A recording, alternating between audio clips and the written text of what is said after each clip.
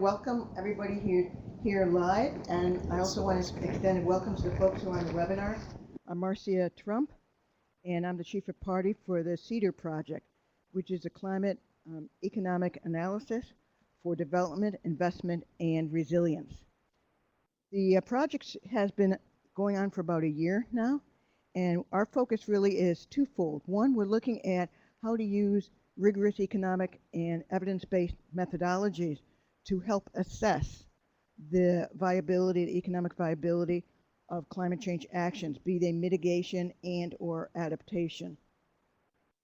But the other important aspect of the project is really looking at how do we finance climate change actions? How do we finance actions that are really going to be sustainable over time? So as I said, I want to do just a brief overview. The CEADIR project, you'll see a slide at the end, but we do work in what we call sort of the three pillars for USAID, which is we work on clean energy, we work in sustainable landscapes, and we also work on adaptation or climate resilience. So those are our major sort of functional areas, but we're also a demand-driven project. So our countries we're working in right now are mostly in Latin America. We're also talking to folks in Africa and Asia to do projects. So if you want to see anything more on the project, and we have the project profile out there, but come and talk to us afterwards. And those of you who are on the webinar, please feel free to send in questions, contact Joan, contact myself, and obviously the speakers, because we're more than happy to reach out to you and tell you some of the exciting work that's being done right now, not only through USAID, but in many of our partnerships. With that, I'd like to introduce the panel.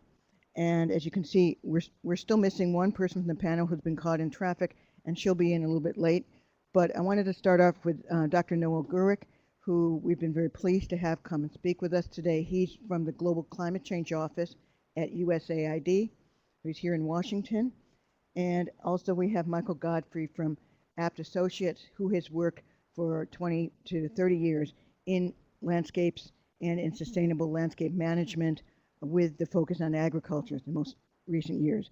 And so Noel will be giving us an overview. Michael will be talking about some specific case studies, particularly, well, in Africa and Latin America, and where these are climate smart agriculture practices being implemented, where they have in some case measured emission reductions attributable and or adaptation resilience attributable to those projects. And in some cases, they've been agricultural projects where they really haven't gone in and haven't yet really recognized or monitored, or set of monitoring processes for those to track them on actually the impacts.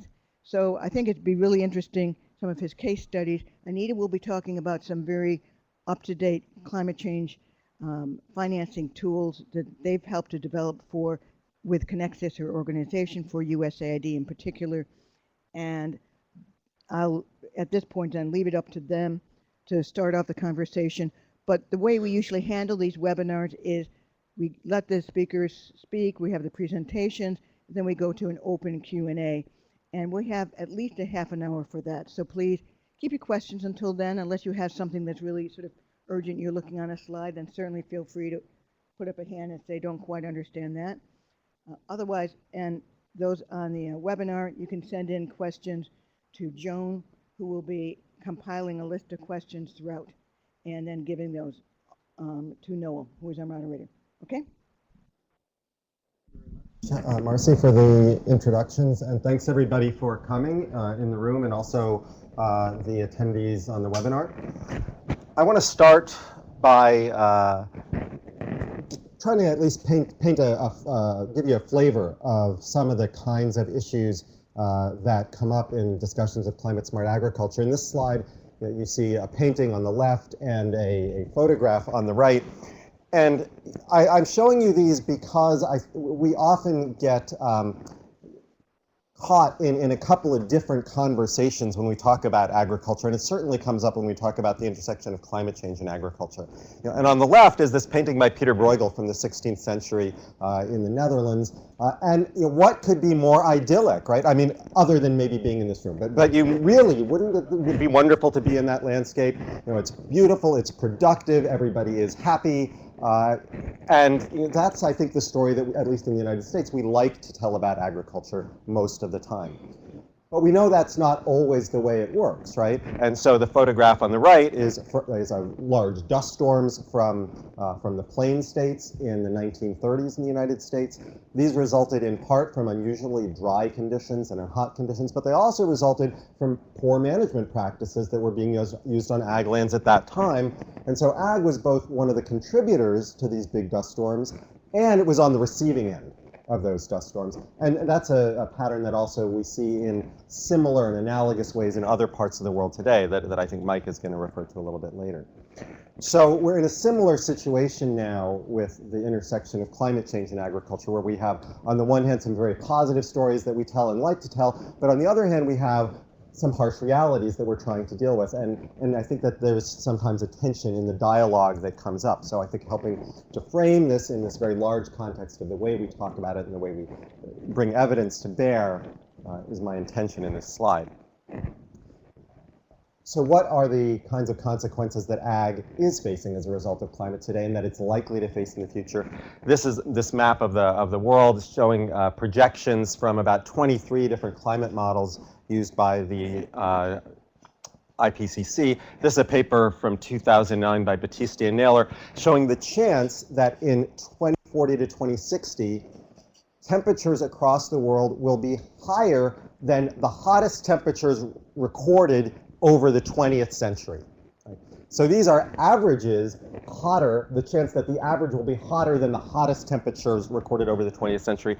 And there's a good chunk of the planet, much of it in the tropics, that is where those chances over 50 to 70%. You can think about what that means for agriculture. This isn't just one of the hotter days over the last few years. This is going outside the range of historical record over the last century or so. So that's going to be a real challenge. Can you actually adapt to those conditions if we get there? And a lot of work at USAID going on in the vein of supporting growers in developing countries to adapt to climate change. I'm not going to say a lot about that today, simply because we only have so much time. I think Mike and Anita will say a little bit more about that. What about on the low emissions development side? So what this chart shows is global greenhouse gas emissions. And this part labeled AFLU, agriculture, forestry, and other land uses, accounts for about 25%, about a quarter of total greenhouse gas emissions globally. About half of this is from agriculture, and about half of this is from forestry. It's useful to place this a little bit in historical context institutionally. The international efforts to reduce greenhouse gas emissions historically have focused more on forestry. The ministries of forestry are the institutions that tend to be engaged in this. They tend to be very comfortable working with environmental issues. They have expertise. There are particular nations that are champions for avoided deforestation in these negotiations. Agriculture has come into the international negotiations much more recently. There are much fewer champions. It tends to be in ministries that are focused on food security, on global price spikes, on very different issues. So how we work with these, and it's interesting to look at the evolution in the UNFCCC of agriculture. We went from having a forestry day to having an agriculture and forestry day, and now we have a sustainable landscapes day. So you can see the international community wrestling with and becoming more comfortable with working with agriculture as part of low emissions development, but it's certainly a newcomer in the land use part of the picture.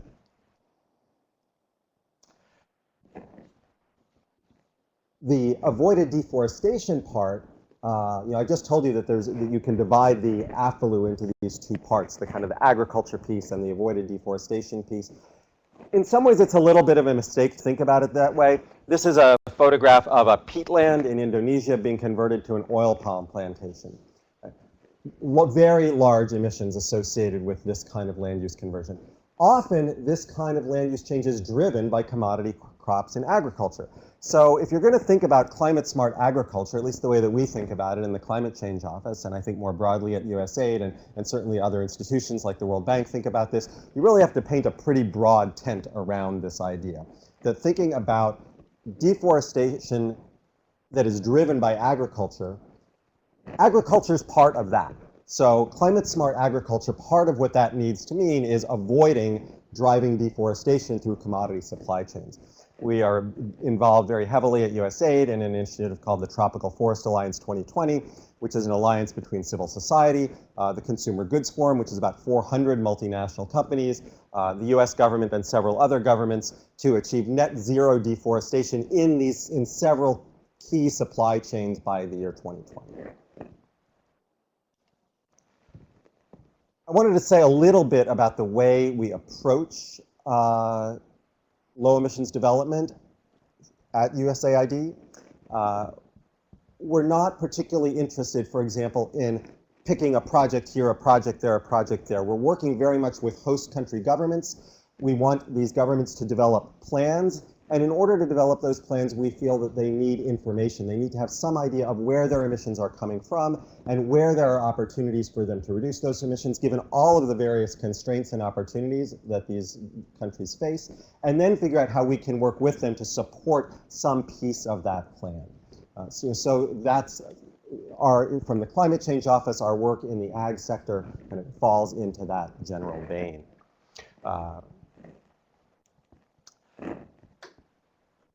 I said a minute ago that ag was kind of the newcomer in the international efforts to reduce global emissions.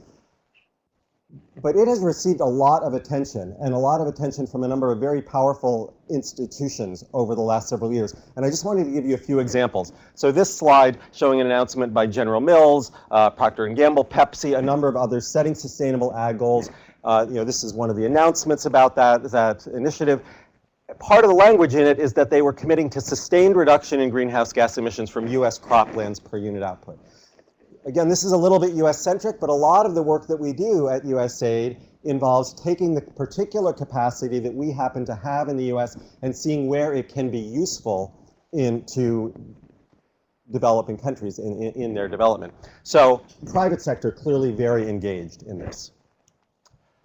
This is an announcement just a few months ago from the US Department of Agriculture to reduce US greenhouse gas emissions from the agriculture sector by 120 million metric tons of CO2 equivalent per year by 2025. About 2% of economy-wide greenhouse gas emissions. It's not huge, but it's not nothing. It's one of the wedges we need to be paying attention to. Now, one of the reasons I think that we have a challenging time wrestling with how to deal with ag in the low emissions development context is that agriculture is biophysically just complex compared to emissions from a coal plant, or a natural gas-fired, or many other aspects of the energy sector. And I just wanted to give you a sense of where some of that complexity is and what it means for our ability to take technical information and apply it to solutions. So you've got an ag field. You can see plant roots growing over here. That's the main way that carbon gets into the soil from plants. But you also have fertilizer that's being added to fields and nitrous oxide that's coming off of fields. As a result, nitrous oxide is a very powerful greenhouse gas. If this were a rice field, you would see methane coming off of it, something Mike is going to allude to later, I think. Methane also a much more powerful greenhouse gas per unit mass than CO2.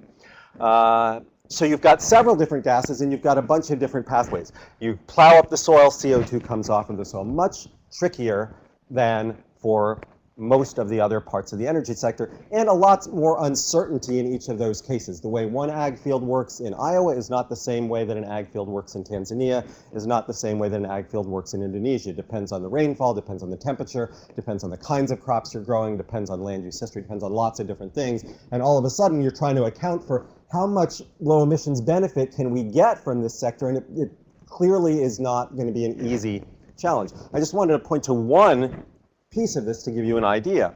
So there's nitrogen that is added to this field as fertilizer. Some of it runs off the field, and it ends up crossing into these small streams. How much? So there's still nitrous oxide that's going to come off of these small streams. You're now no longer on the farm. How much comes off? The estimates that the IPCC had for these range over 2 orders of magnitude. Their generalized emissions coefficient. some studies just over the last really 2 months or so nailed it, but evolving over the last 3 years have given us a lot more confidence that the real number is probably on the highest end of that range. But that's just an example of the kinds of uncertainty that we wrestle with and how fast the science is moving. And so we're constantly challenged with how to keep up and use the most current science we can without always waiting for the next month in order to make some decisions. How does some of this apply to a developing country context? You know, we get challenged here with the notion that maybe we're trying to solve this problem of global emissions on the backs of smallholder farmers, and it's absolutely not our approach, it's not our intention, it's not our philosophy, quite the contrary. What we're looking for are ways that we can do good development that also offer these low emissions development co-benefits. But I think this slide is instructive in this regard. So these are nitrogen inputs and outputs from agricultural fields in China on the left and in Kenya on the right. The black bar is the amount of nitrogen added to the field. The white bar is the amount of nitrogen that comes off in harvested crops, and the gray bar is the difference. So in China, that difference is pretty big. That nitrogen is going somewhere. It's not coming off in the crops. Some of it has got to be going to nitrous oxide. And that's a big enough bar that it's going to be an important number. In Kenya, it's exactly the opposite. We have more coming out in harvest than is added. So we're running at a nitrogen deficit. Probably be helpful for that country to have a little bit more nitrogen added. What we don't want to see is Kenya end up looking like China 50 years from now. Now, that's probably a bit of a stretch, but there's a lot of countries that are somewhere in between China and Kenya on their development trajectories and in terms of the maturity of their agriculture sector. And so what we're working to do, as we are within in all of our low emission development work, is decouple these emission curves, and in this case, these ag production curves, from the emission curves from the economic development curves and the ag production curves.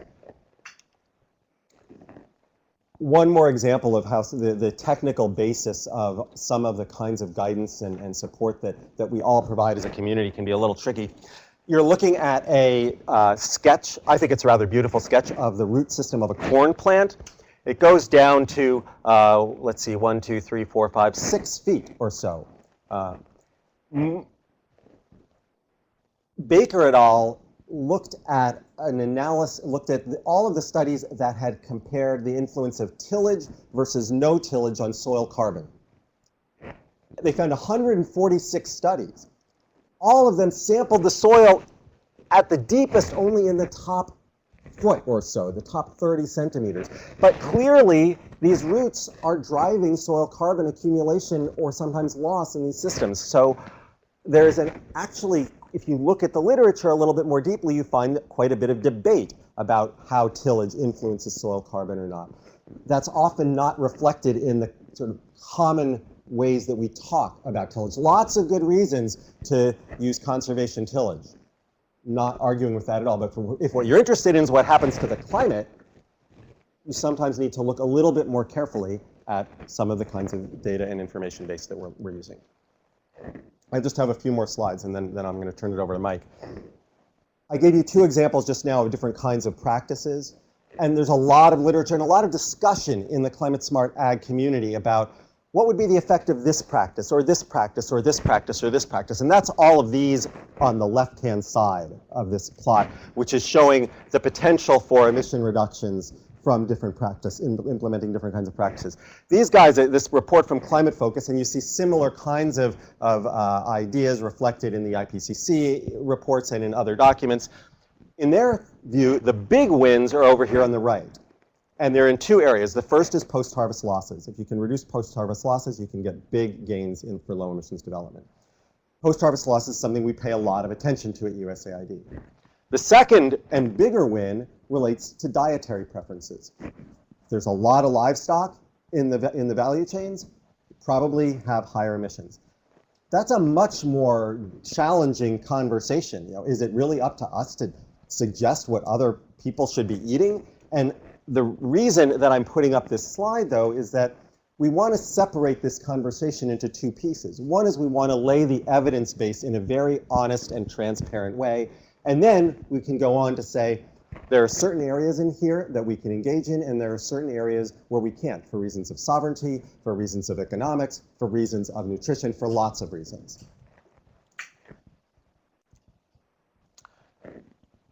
This question of ag and low emissions development is really front and center right now in some of the intended nationally determined contributions that we're seeing countries start to offer in advance of the Conference of the Parties later this year. This is just one example from Mexico, and I just want to give you an example of the kinds of things that they list in their INDC.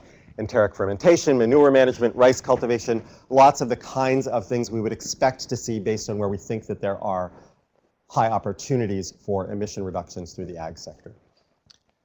And finally, I want to get more towards the finance theme of this, this hour today.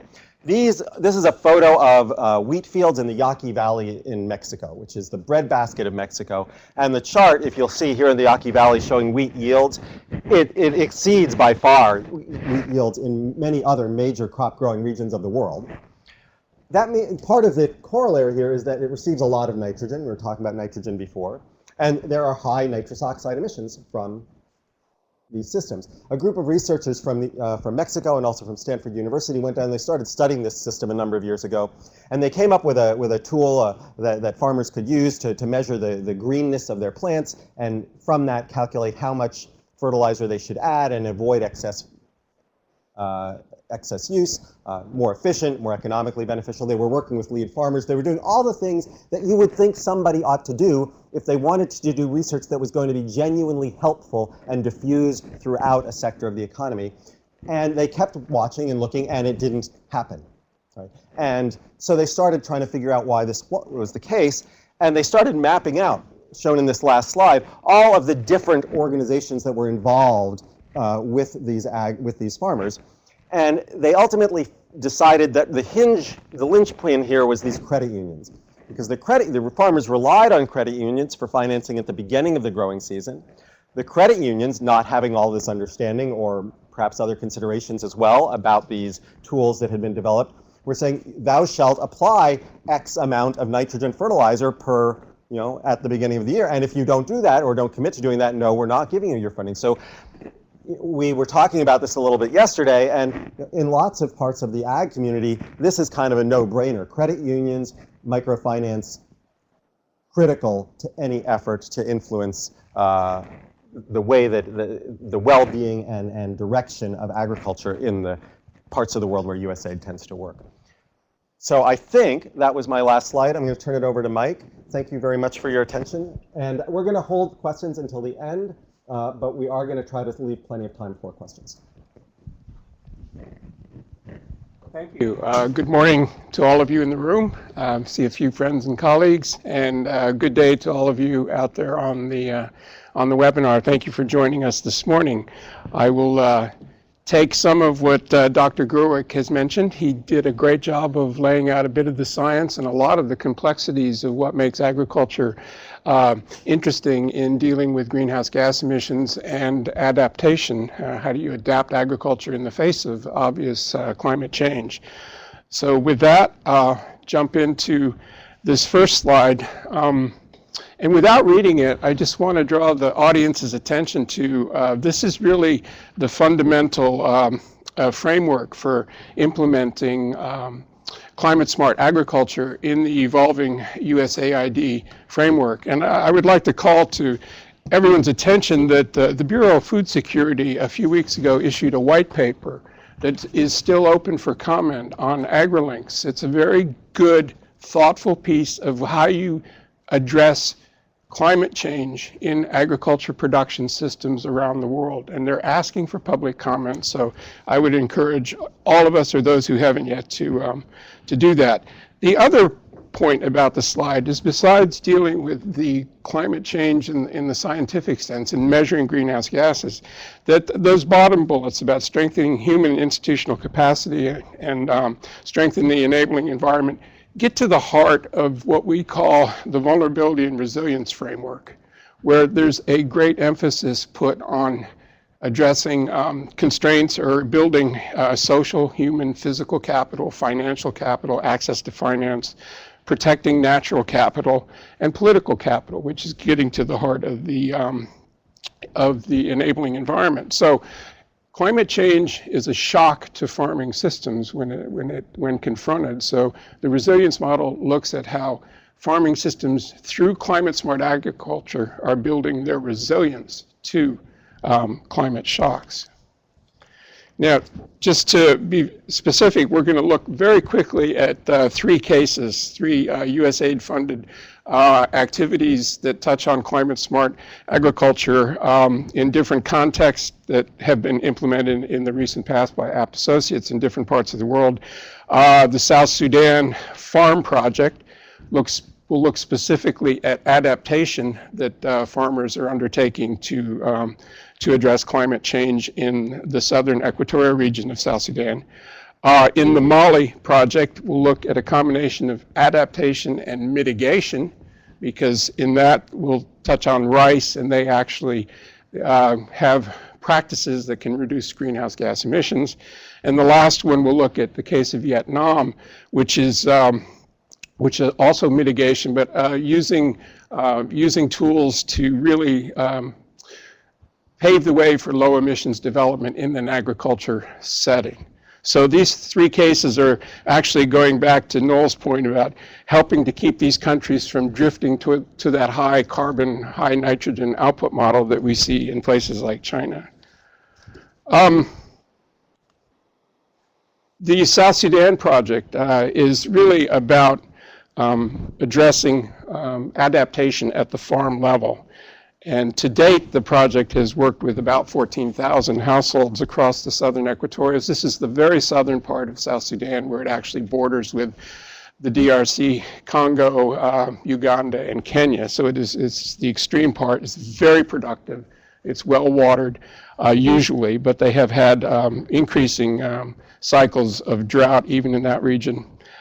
Some of the things that we're doing there all revolve around what we call in the agriculture arena GAP, good agriculture practices, which are, we want to introduce good agriculture practices that have, agronomic, and that's, soil and water practices, soil management practices, water management, the seed. Long E5 maize is first drought tolerant. It accommodates high production, high yields across a range of water availability and timing over the course of the year. I mentioned the higher yield. It's also a quality protein maize, QPM, which is, it's biofortified in the traditional way with cross, fertilization of varieties, and much like orange flesh sweet potato has been developed. So quality protein maize has a huge nutritional benefit for households in that it makes protein very much more accessible, especially to infants and youth. And finally, Long E5 is an open pollinated variety, meaning they can, once the seed is acquired, they can use the seed repeatedly over several cycles or years, 3 being the optimal. Without having to repurchase new seed. So it stays fairly true to the genotype through the reproductive cycles. So this has become immensely popular. We've seen about 10,000 hectares of, on those 14,000 farms, converted over to Long E5 production of maize. So that's the case of the maize in South Sudan. The Mali SRI, System of Rice Intensification. Many of you have heard about that. It's not new to some parts of the world. It's actually developed extensively in Madagascar over the preceding decades and is begun to flowing out to other parts of the world. Very, very good at both increasing the yields of maize, but also, when properly implemented, can result in a 50% reduction in methane emissions. And methane is a very potent, much more potent than CO2 greenhouse gas. So this is particularly interesting to the to the planners at the country level and dealing with greenhouse gas emissions. But the project in Mali was another gap, good agriculture practices, which was how you can cultivate better with the greenhouse gas outcome and get more production, better your livelihood, increase your resilience to shocks from the agriculture system. So that is the case of the Mali rice. It included, as part of the good agriculture management practices, also soil and water management. So you can see that it can boost the crop yields up to about 30%. Again, this is the adaptation part of it, how to help farms become more resilient. But it has a clear, in the agriculture, as we saw in the AFLU sector of greenhouse gas emissions, it can make a huge contribution to the global effort. And finally, the case in Vietnam, this was a project where they were actually looking at this at the national level and trying to develop a tool for estimating greenhouse gas emissions by rice production. Rice in Vietnam is extensive and a huge part of the agriculture and rural economy. So this was really more looking at low emissions development strategy building and trying to understand how the different models of rice cultivation, in this case they looked at three: the system of rice intensification. They also looked at a technology called alternate wet dry, and then a third which was a hybrid of the two, and they studied them to understand how they were individually contributing differentially to greenhouse gas reduction. Then they built a tool to estimate that at the country level about how different systems of rice cultivation in all the individual provinces were yielding a greenhouse gas positive outcome for the country. And they tweaked their models. They built the scientific model based on data of actually surveying the farmers in the field and going out and conducting the measurements. This was not intended to be a good agriculture practice intervention. The intervention was to build an accurate scientific tool gauging greenhouse gases for the country. So that it wasn't taking the next step of now let's go out and change farmers' behavior. It was just, we know what you're doing and how is it contributing to greenhouse gas reduction. And in the end, they actually, the whole system is very scientific, and it draws on a lot of advanced geographic information systems and data sets that are available from remote sensing, ground truth with farmer surveys, and actual measurements in the field. And the model was built for the MRV part of Vietnam's national planning and understanding how greenhouse gases are being reduced through agricultural interventions. So this is just a rapid flyover of three different kinds of ag projects, all funded by the USAID in different parts of the world, and how they touch on the science. And the interesting, just to close, the interesting part of the Vietnam model is they did look at a great deal of data on how changing practices had huge impacts at cost to the farmer and how the farmer would finance those kinds of interventions. They just can't, change one day to the next. It takes effort and investment. And so with that, I'll turn it over to Anita for the finance part. Thanks, Mike.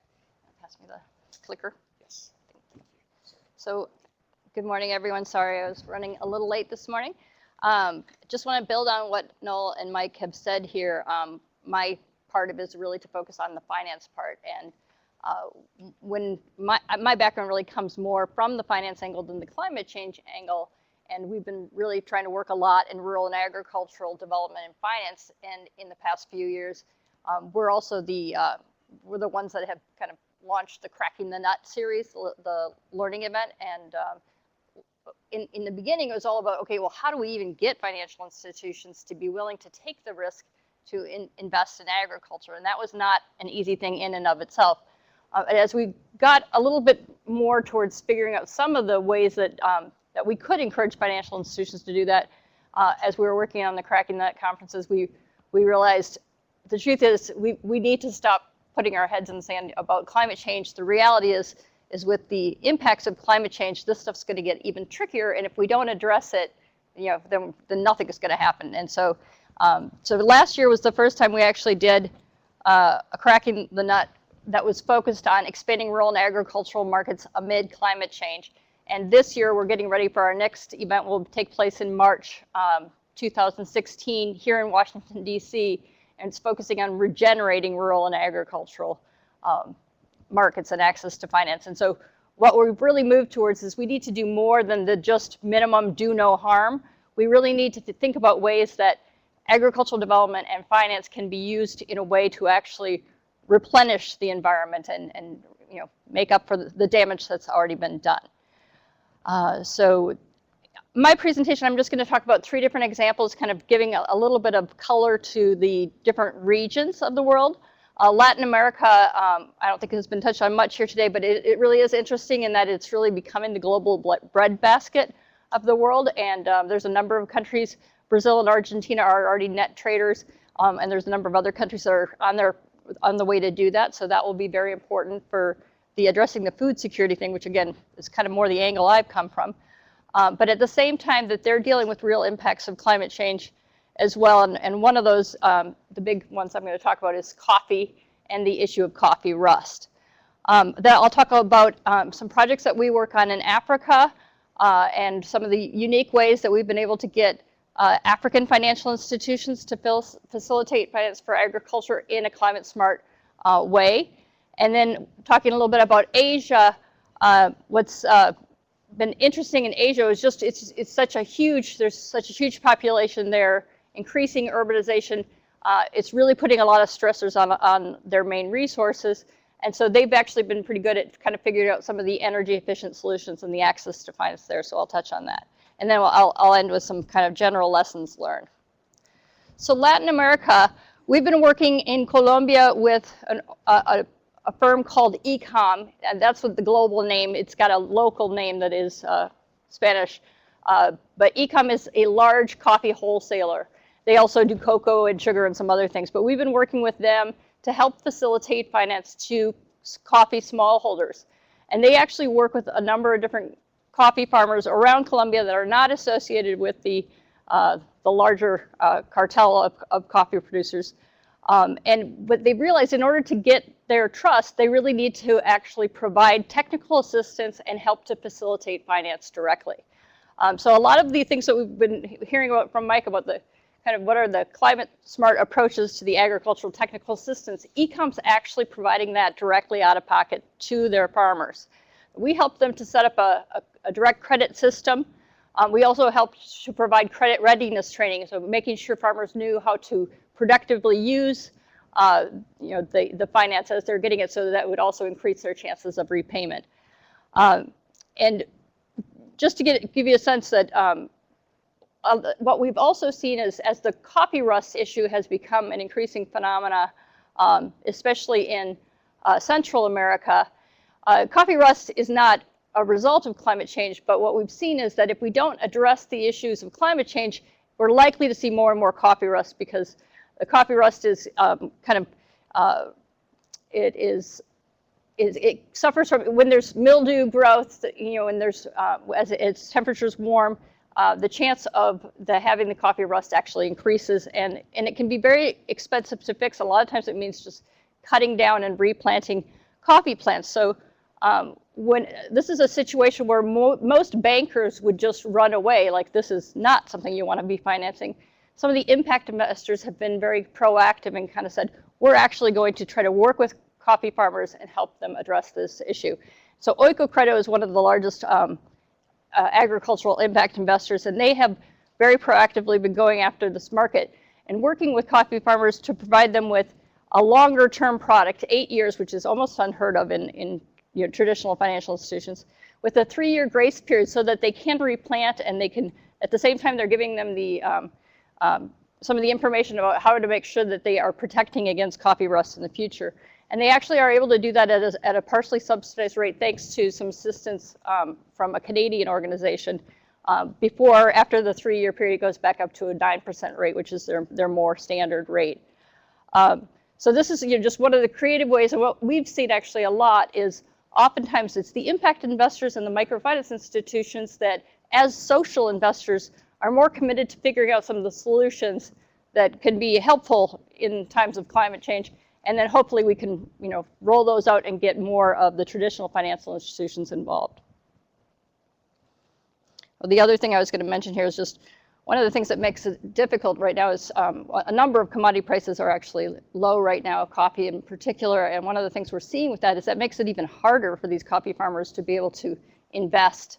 The other thing we're going to be seeing, I think, is a lot of times we put kind of the role of certifications onto the farmers, and one of my questions is, are they going to be able to continue to keep up with the investments required for those certifications? So what we're seeing more and more of are private sector companies like Ecom being willing to invest in certain parts of it to be able to work with the smallholders. And what we've also seen is that the thing that's really expensive for them is organizing the farmers. And so that's where they're really turning to the development community and donors to help organize the farmers so that they can actually provide the assistance needed. So now turning to Africa. Africa is really interesting because Africa has about 60% of the to date uncultivated but arable land in the world. And so there's just a lot of potential to expand in Africa, but we also have to make sure that we do it right. And as most of you know, getting folks to invest in Africa is one of the trickier things to do as well. So we'll talk about some of those approaches that we've used. We have been working on the USAID Ghana FinGAP project in partnership. Corona Corporation is the lead contractor there, but they actually used a firm called Nautalytics to design this tool that you see here. It's kind of hard to see exactly what is going on there, but what the idea of the tool is that it helps to map out where the resources are in terms of rivers and storage facilities and access to finance. And then it actually will adjust the production levels depending on different new investments that come in. And you can also use it to adjust with what the impacts of climate change are. So this has actually helped to reduce a lot of the unknown factors that keep financial institutions away from investing in agriculture. And so this one has actually been successful. In just 2 years, we've been able to help facilitate $21 million in investments to SMILES, which are small, medium, including large enterprises. So a fair amount of them are these large enterprises, but what we'll also see is we're seeing more and more uses of what I call cascading finance or tripartite finance models, which are ways in which these larger firms that have access to finance more easily than the farmer levels can help facilitate the flow of finance down to those actors in the value chain. So for example, this example is from Ghana, a rice aggregator, Avnash, and they actually made an agreement with Zenith Bank, and this is one that was put together through the program, and it was Zenith Bank's first time to really work in agricultural finance. And they made an agreement that Avnash would actually play the role of making sure that the farmers had rice that met the standards, so they would go out and validate and certify, and with those certificates, the farmers could actually have access to finance. So the finance is actually basically guaranteed by the rice that is accessed, the collateral in this case. And so this is a common scenario that we're trying to apply more and more to facilitate the flow of finance down to the lowest levels in the value chain. We also have a project in Kenya that we've been working on in partnership with Netafim. And Netafim is one of the largest drip irrigation suppliers in the world. They're based out of Israel, but they operate in about 120 countries around the world. And in Kenya, they actually work with a local distributor called Amaran, which is part of the Bolton Group, which is the larger group. But what we have been doing with them is that they actually were awarded a public-private partnership deal with USAID under the USAID Partnering for Innovations project. And Netafim was willing to invest $1 million in helping to create training centers for its local distributor to be able to go around and show farmers how to get the maximum use of the drip irrigation systems. Because what they found is that a lot of times, if farmers were just accessing the systems, they might be using up all their money. The only type of finance that was available at all for these was about a year long, And what we found is that just wasn't enough time to pay it back and be able to afford the costs of the higher quality inputs, et cetera. So farmers would cut back, cut corners, and then they wouldn't get the results that they really could benefit from. So what we did is we helped to repackage the financial products, and we bundled the cost of the technical assistance with the equipment and spread it out over a longer period of time, 18 months to 2 years. And that seemed to work much better because the systems actually last for about 10 years. And what we found is that you can get, production will generally increase up to 4 times the volume for many horticultural products. And so it's a pretty easy no-brainer once you lay it out in terms of the cash flow. But there's still a lot of communicating to farmers and convincing them that a higher cost irrigation system, this is not the cheapest one on the market, is actually a better investment.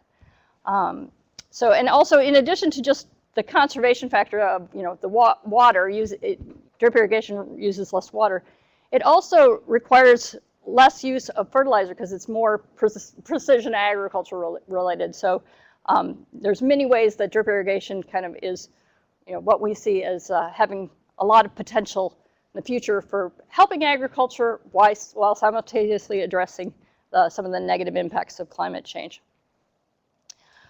So in the past year, we've facilitated finance for about $400,000 worth of finance. So it's just really getting going, but Netafim is really excited and hopeful that this is going to be the way of the future. And we are currently working with Netafim and the USAID's DCA office to look at creating a multi-year, multi-country, multi-financial institution partnership to create a DCA guarantee facility that will be partially funded by Netafim to help facilitate access to finance and to take this methodology to other countries.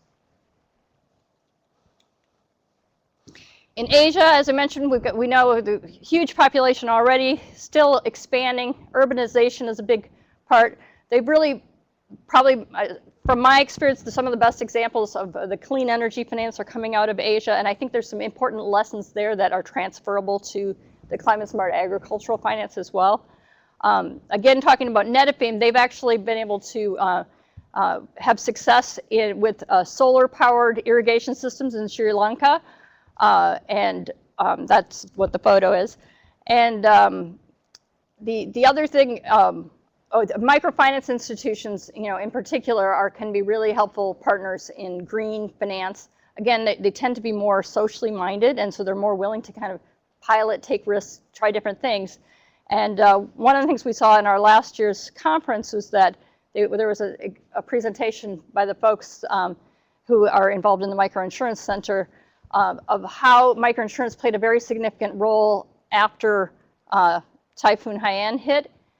In the case in the Philippines, that they were able to, because the insurance was pretty widely used there, primarily through microfinance institutions, they facilitated ways to make sure those people got payments right away and were able to start addressing the negative impacts, including replanting and all that. As a result, what they saw is far more people started signing up for microinsurance that were not even associated with the microfinance institutions. And so there's a lot more we can do in insurance, and I think we're just kind of, we're still a lot of times focusing on the credit aspect, but I think that one of the things that we need to work on more is how to figure out more of the insurance. And then finally, the City Foundation actually has invested in documenting some projects in Asia. And again, a number of them really pointed to how great microfinance institutions can be. The ARC project is one in Pakistan that was particularly good at showing how short-term loans could be used to facilitate finance just for, again, small short-term loans for energy efficiency. So it could be things that would allow them to keep their business open a little bit longer, be able to study later and those types of things. And so again, I think any ways that we can figure out how to take some of these models that are working and ramp them up into the larger financial institutions, the better. So just kind of my kind of quick summary lessons learned is the big thing. I was, like I said, I was kind of coming from a place of let's not talk about climate change. It's just going to make it harder. to a place where, okay, it's now that we are really talking about it, we need to look at ways that investments in climate smart agriculture can be a win-win for the environment and for addressing the food security needs of people. And one of the things that we are promoting more and more is the agroforestry models, because they can be so regenerative or help to build back the environment. So, and that could be intercropping with short-term crops and longer-term investments, you know, trees for wood and citrus trees as well, you know, live fences and windbreaks. So any ways that we can help support that type of agricultural and infrastructure investment, that can simultaneouswe be helping support the productivity of agriculture while addressing the negative impacts of climate change. And one of the things we are currently working with the Inter-American Development Bank. They're in the process of restructuring the whole organization.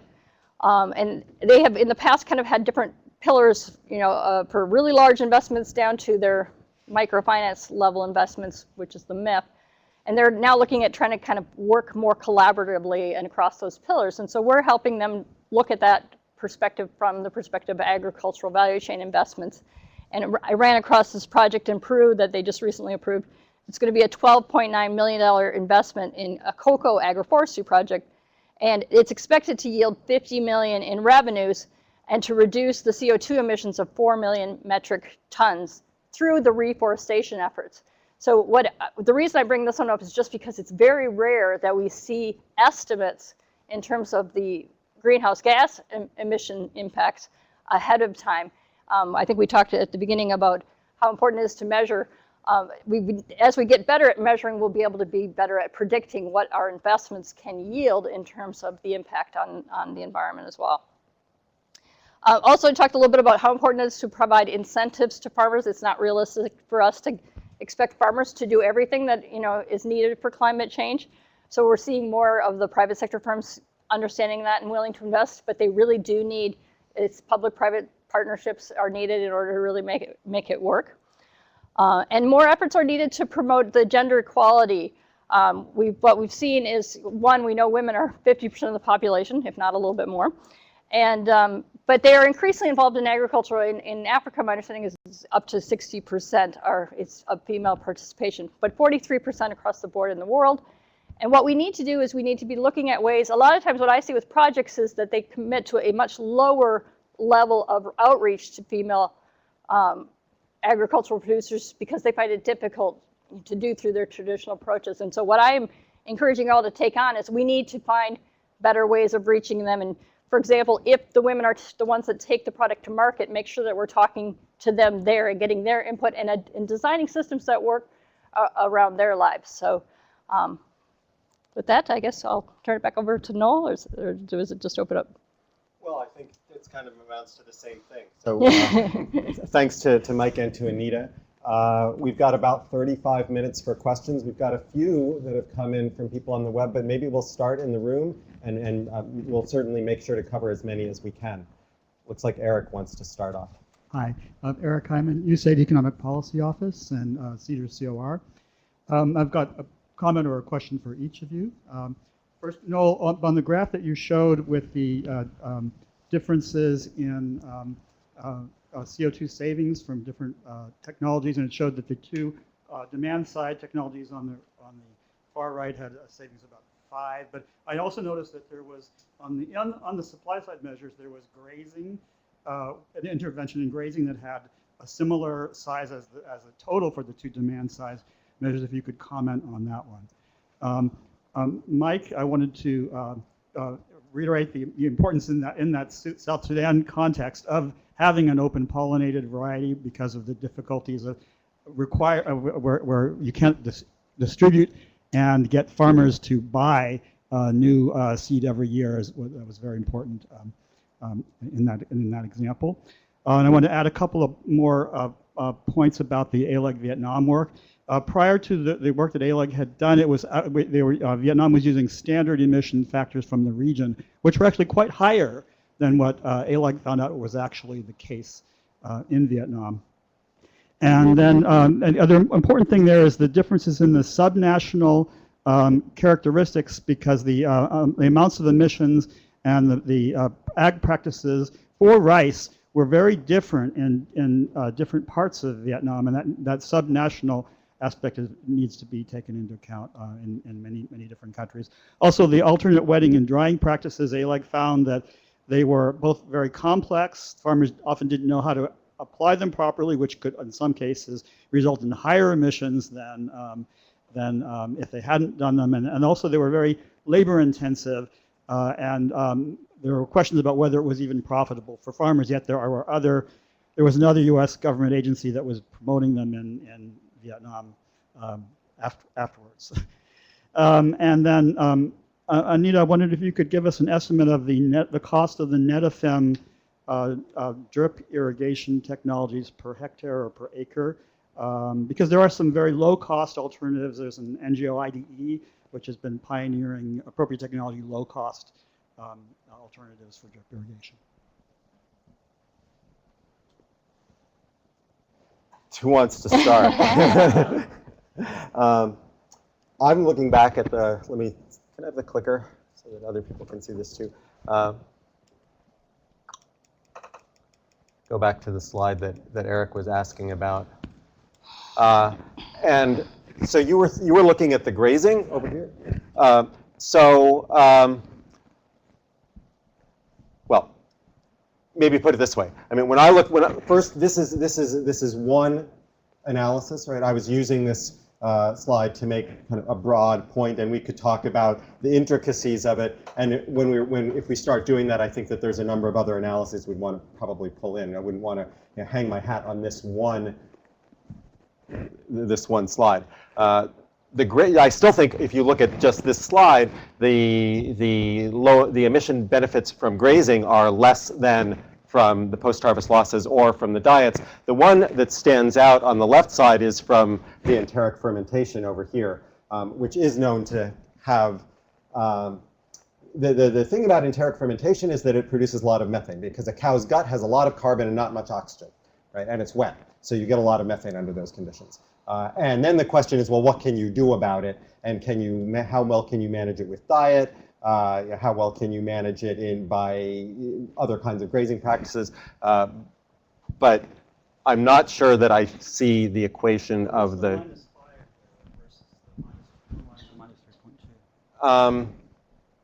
I think, yeah. I mean, I think the way to read this is as a cumulative amount of, and what are the units on this? Megatons of CO2 equivalents per year. But the easy way to eyeball it is to say, what's the width of each of these? Okay, so the green portion is what they think could be reduced out of the total from that source? Right. That's the way I read it. And again, this is a fairly coarse analysis, and I was using it to make the point that historically we have focused all our attention over here. There are some potentially big impacts over here, and we want to include that as part of our overall context. Mike? Yeah, thanks. I don't know if Eric's points were put in the form of a question so much, but they were good additions to the part about ALEG. Yeah, it was definitely developing coefficients and that could be applied subnationally or nationally that were formerly very coarse and borrowed from other regions. So yeah, good points, and thank you for chipping in there. Good. And on your particular question, Eric, I don't have the specifics in terms of the cost just of the irrigation system because we've been doing this as this bundled technology. We've been working with smallholders that have 2 to 3 hectares of land, for the most part. And the packages that they've purchased have been between $1,200 and $2,000 each, approximately. But that also includes the technical assistance and inputs and all that. So there's a number of things involved.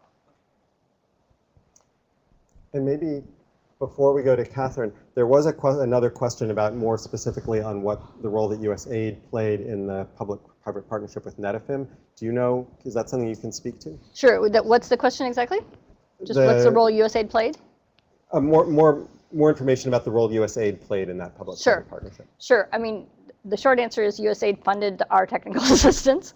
The part that Netafim actually invested in was the actual training center location. Amran, the input supplier actually provided technical assistance staff, and so they provided in-kind support, and USAID helped to pay for the technical assistance that Connexus provided to help facilitate the access to finance piece. And part of it is because, again, finance is not flowing easily to smallholders, and so there really is kind of some nudging and work to be done, and just, the how-tos. So we help them to not only redesign the product, but actually to help them repackage how to market it and linked them to the different financial institutions that were open to working with them. Okay. That makes sense to me. I hope it satisfied the person on the web. Catherine? Yeah, I also have heard. And if you could all introduce yourselves. Catherine Stratus from Office of Global Climate Change at AID. I've also heard about the labor-intensive nature of some of the CSA techniques, and I believe the rice irrigation, the intensive rice, what is it, IRI? System for rice intensification.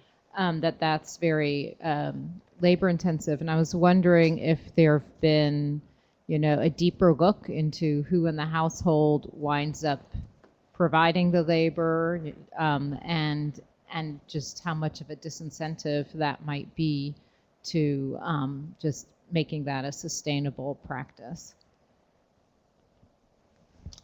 I think that's an excellent question, and there have been some deeper dives in looking at the change in practices impacting household labor supply. And in fact, the one that I'm most familiar with was a cocoa agroforestry model in West Africa that showed, on a couple axes, adaptation of good agriculture practices on a basically a 1 to 10 relative frame, and the y-axis being adoption of inputs, recommended inputs on that. And of course, the more you did both, the much higher yield you got. But the clusters were all down in the lower quadrant because they were labor constrained at implementing all the practices and doing all the inputs correctly the way they were recommended in the technology package, because the household just didn't have, and it wasn't motivated significantly or incentivized enough to acquire outside labor, pay for outside labor. So labor is a really big issue at the smallholder farm level in some of these things, and it has to be considered very carefully. Anita, also, this is Marcy Trump, and I help to manage the ALEC project. We do have data on the household broken down by gender. Whether we could go back to that data and then associate with that data the who was and wasn't applying the different practices, and look also at some of the cost data too. That might be useful to try to see whether we could do that. And I could ask that of the folks that did the survey too. They may have age, I'm not sure, yeah. But anyway, it could be interesting, and I could talk to Talika Narayan, who is managing this project too. Let me take one from afar, and then we'll go to the back there. So this was back on the drip irrigation question for Anita, and Liesl Kiern, wondering if you could say a little bit more about the uptake of the drip kits and what the impact was on the smallholders. Is that something that you're able to address? The impacts on the smallholders, we kind of have a before and after scenario. So one of the reluctant financial institutions that we did ultimately work with was Equity Bank, and they were reluctant because they had already been promoting drip irrigation and greenhouses in partnership with the distributor earlier, but again, they were only offering it for 1 year period of time, so it had to be paid off in a year, which kind of fit with their other products. And the reality is that it seemed like they should have been able to do that, but as we all know, things come up in life that make things difficult. And so as they were trying to make sure that they made those repayments, they were having to cut corners in terms of the types of quality inputs that they were using, et cetera. And so they weren't getting the yields that they were promised. So then they were disappointed, and then they didn't want to even, sometimes there was some non-repayments. They didn't want to even repay the loan. One of the things that we actually had to do in the new version, besides creating a longer term loan product, was we actually worked on the cash flow analysis of different horticultural products and really showed, okay, if you use it all, this is what you should get approximately. And then to back that up, Amaran, the local distributor, said, we are willing to guarantee this, to a 50, we'll provide 50% of the guarantee. So if for some reason the client doesn't pay, and we can recollect the drip irrigation systems, we'll cover 50% of the cost. And the reason they were able to do that is because they said they were easily able to sell used drip irrigation systems for approximately 50% of the cost. And then they would usually get some extra technical assistance funding and all of that. So with that, guarantee mechanism, that really mobilized the financial institutions to do more of it. And so, yes, I think the smallholders, the part that's hard, I think a lot of the smallholders understand the concept of irrigation and the value, but it's the seeing that makes you be able to believe it. And what the training centers did is provided demonstration plots where people could go and learn and see how it was working and see the reality of how much more productive those plants were than the plants that you often see on the farm. And then they actually did the Amaran, the local distributor, would go out to the farms and do hand-holding technical assistance, and that was all included in part of the cost. And as most people, low-income people here in the United States, we're the same way. If we can afford it, we're happy to pay it. So it's not so much how much the actual cost is that am I getting enough return to be able to make this payment, and what they were seeing with the longer term and making sure they were doing everything properly, it actually was paying off much better. And so we are expecting to see a ramp up of this project going forward. But there were a couple in the back, and then I'm going to ask a question of somebody in the audience who's been gracious enough to agree to answer it. My name is Peter. I work in South Africa, but I'm based here. I'm working with rural farmers in South Africa, growing peppers, bringing them to the United States. My question is that before that, I'd worked in Zimbabwe, Mozambique for 20 years with rural farmers. With regards to finance, my experience is that it is not the lack of finance in Africa going to rural farmers.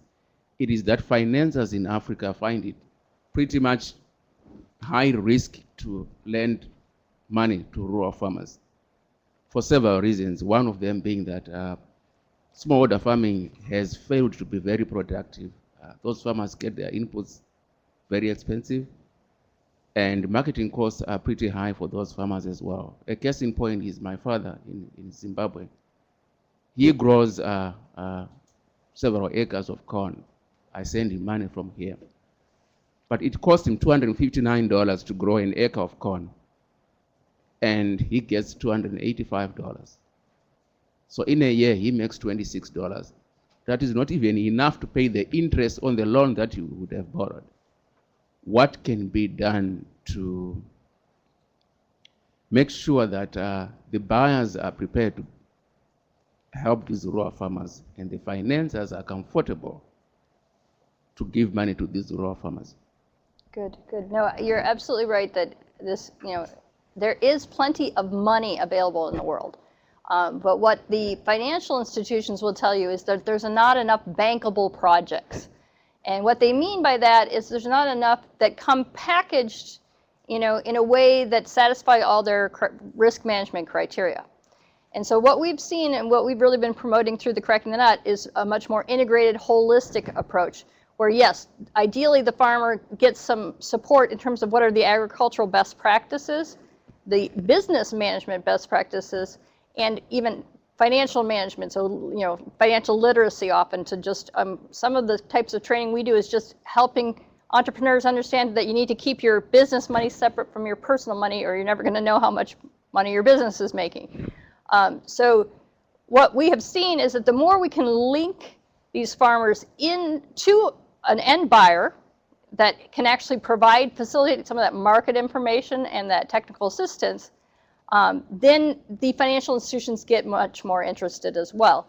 So for example, in Kenya, one of the first groups that we actually linked to the financial institutions was VegPro, which is a big vegetable exporter to Europe, and they actually, so they helped to provide us a list of their 400 smallholders they were already buying from. And they said, we don't want to get involved in the finance, so we're not going to guarantee that these guys repay. But we do know that they would benefit from drip irrigation, and we will show you which of them actually have a regular, selling history with us, so they, that we bought from. And so then the banks were actually more comfortable then to do the lending based on that. And the biggest issue, obviously traditional lending has been done, with 120 to 200% collateral to cover these loans. And for the most part, farmers don't have that. Sometimes they have land, but even that is often tricky, as you know, in many countries. And so we're looking more and more at ways to use a cash flow based approach. But sometimes it does still take, okay, who's the end buyer, or do we need a 50% guarantee to kind of reduce the perceived risks, oftentimes more than anything, so that they'll start doing the lending. And then over time, what those individual clients will show that they are in fact creditworthy. And what we've seen from experience with microfinances, those who haven't had access to credit tend to be the most appreciative when they do get it, and they tend to be very good at repaying. Is there one more? Yeah. Hi, this is Jeff Cole from EPA, and I was wondering if there are other environmental measures other than greenhouse gas emissions that you pay attention to when you make your investments, and also what sort of measurement regimes you have in place to follow up on projects, whether they're successful or not. Do you do your own measurements? Do you work with third parties? Be curious to hear about that. Thanks.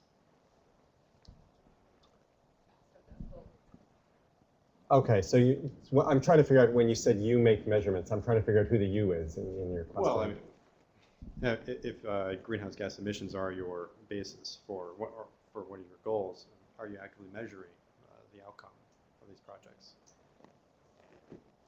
I mean, I can take a crack at this, but actually I think Catherine might be better positioned to answer. For USAID-funded projects, some are required to report on greenhouse gas emissions depending on the goal of the project and what they said they were going to do in the first place. And others, if they are achieving greenhouse gas emission reductions, we certainly ask them and appreciate very much that they report on that, because it helps us get a much better idea of what kind of impact we're having as an agency and as a government. And we have a couple of different tools that we try to make available to our missions and to our partners to help with that estimation. We certainly don't have people out there with upside down buckets in the ground for each of our projects to measure methane emissions. And I think that those tools, we try to make them simple enough and straightforward enough that they can be used widely, with the idea that we're going to get, on average, a good enough estimate.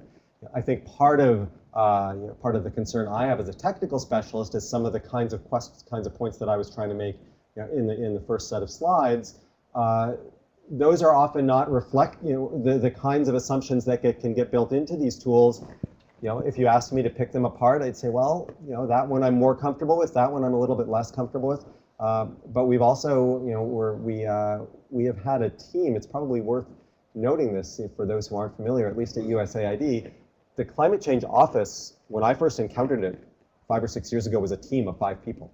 And now it's an office of 30 or 40 people, and it's a presidential initiative. So we've grown very fast, and that's always a challenging situation and also an opportunity for an organization to be in. So that relates to how good are these tools, and do we have them, and how fast have we been able to roll them out. So I'm sorry, go ahead, Catherine. So just the tool that would be used is a tool that Winrock developed called the AFOHU carbon calculator, and it has several different.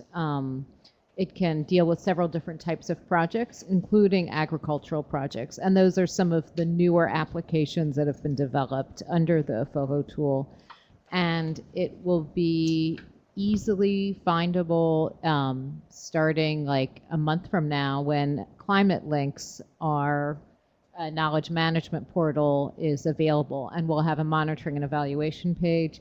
And part of what we want to do is really promote the use of it, because it takes some training to do it correctly, and it may not be super duper quality, but it's for the amount of money we're spending on some of these projects, we think it's an appropriate measurement tool.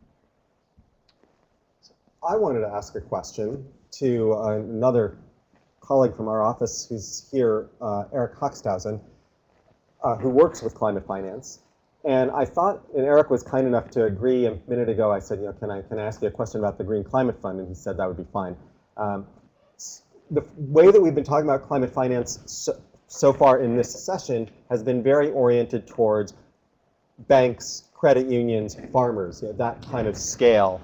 And it occurred to me somewhere along the way over the last hour or so that there's another angle on climate finance here, which is finance from one country to another.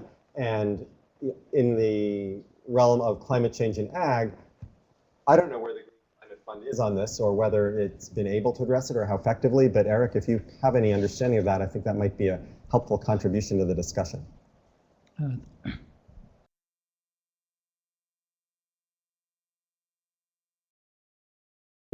I think probably most in the room are aware of it, but it's a fund that's been set up. It's under the auspices of the UN FCCC process. It's received over $10 billion in pledges from mainly from the usual donor countries. The United States has pledged $3 billion, and the fund is now in the process of. It's been over the last few years getting set up, putting in place the institutional architecture to operate, and now it has accredited about 20 different entities that are accredited to submit proposals. There'll probably be additional accreditations forthcoming. And the fund is now receiving proposals, so it intends to approve some proposals at its next board meeting, which is in November, early November. And so I guess the question from Noel and the question of relevance to this topic is, what would the Green Climate Fund do in the realm of agriculture? And the answer is, I would say it's not very specific. The fund has a goal of operating 50% or funding 50% mitigation, 50% adaptation opportunities. It's sort of a notional goal, and it's somewhat complicated by the fact that it is going to offer both grants and loans. So there's some equivalence that has to be worked out. But other than that, there's not, and there is a target with respect to adaptation opportunities in the least developed countries and African states and SIDS. But other than that, it's not, it hasn't really been very prescriptive. So I think if entities were to come forward with proposals in the realm of agriculture, I think those would be reviewed and could be funded. There is an investment framework that's been established that's quite detailed that would be used essentially for scoring proposals. And so proposals would have to be evaluated against that. And one thing that the fund is keen to do is to support transformative opportunities. And it's particularly priority for the United States and for some of the other donors for the fund to also catalyze the private sector, because one of the realities is that there's only so much public money to go around, and the question is, how do you tap private funds? So it would be interesting to think more about that and discuss that. If I could, Noel, while I have the mic, I was actually kind of curious, take advantage of the opportunity, kind of curious to tap into a theme that came up in a couple of questions and comments. And I was thinking of the comment from Anita about plenty of money being around, and also the question from the gentleman from Southern Africa about smallholder farming in Southern Africa. And it just strikes me there is a reality that there's a lot of savings. In fact, Paul Krugman has argued that the reason for the current economic global financial turmoil is an excess of savings and lack of sufficient investable opportunities. And in the climate change arena, we really would like to be driving investment into green opportunities, if you will. And so I guess my question is, how do you take situations like the one described in Zimbabwe and turn those into investable opportunities where private investors could receive yields on their investment. And where's the gap here? Is it Sure. is it a lack of agricultural productivity? Is it something to drive down the price of inputs? Is it where are the gaps, and how can we be thinking collectively about how to bring more open up opportunities for private finance? Good. Yeah, I can answer that question, at least in part. What we've seen is that, from on the agricultural side, for those that have their agricultural projects or agribusinesses, oftentimes they have a very good knowledge of the market and the opportunity, and yet they're not always so good at being able to explain that in a convincible way to the financial institution. The financial institution often, too, will hear it just from one person's perspective, the one that's wanting the money, so there's a little bit of kind of nervousness about that. We've seen more and more of a use of kind of agricultural value chain finance as a way to, address this issue, which is to say, look at these markets as a whole, where are the opportunities as a whole, and if we all kind of get around the idea that if we support the investment of this entire value chain upgrading, then we reduce the risks across the market, overall. And so that's one of the ways that financial institutions are getting more comfortable, because they're getting information that is not just directly from the potential client, but that is kind of market level information. The other part that we're seeing is that a lot of times, especially as you get in developing countries and the smaller levels, it's helping the farmer or the small agripreneur understand how to present their information to make that it look attractive to a financial institution. So, for example, in the case of USAID Ghana FinGAP, Corona Corporation is actually the one that is kind of primarily responsible for the business development service providers that go out, but they've actually created a way to kind of incentivize them to work with these potential projects or entrepreneurs to help them better package the opportunity. And one of the things that we saw, our role has been primarily building the capacity of the financial institutions. And so one of the things we had to kind of push for was to actually invite those BDS providers to participate in the capacity building sessions with those financial institutions, so they could actually hear how these financial institutions view things, and they could get their perspectives much better. And then we worked with the BDS providers to be better at being able to kind of take a farmer's financials and turn it into a cash flow analysis, that type of thing. So it's really coming from both sides not understanding the other very well. And so what we find is there actually is a need for some technical assistance to fill the gap. What we're also seeing is the impact investors are seeing these large gaps and going, okay, we figured out one way to do this, and then they replicate it all over the place. But a lot of those approaches rely on solid cooperative models, and the majority of farms are still, not organized, or if they are even part of a cooperative, they don't have enough structure in them for even the impact investors to invest in it. So we've still got a long way to go. Can I add a bit more to that, just to support the thesis that there is money out there to be invested in good projects? In my previous work with the private sector, and specifically agricultural multinational corporations, there is a large amount of money in the value chain that's ready to be tapped to apply to good agriculture investments. But there is a struggle. They're trying to figure out how to do this the right way, because models that are created in one place don't necessarily, as you say, transfer directly to another. Enabling environments in, for example, Cote d'Ivoire are much different than Tanzania. And so it's becoming a real, they're looking to the community of practice for some kind of leadership here. How do they do that? But definitely the big the international companies in agricultures like Cargill and Mondelez and General Mills, they want to do it. They're just trying to figure it out. I think we've got time for 2 more questions. I feel like I've been neglecting the people on the web, so I'm going to give one of those, and then Kurt had his hand up. This is from Michelle Midre. It's from, I hope I'm pronouncing your name correctly, Michelle. It's for Mike. We're often told that resilience can be built through diversification.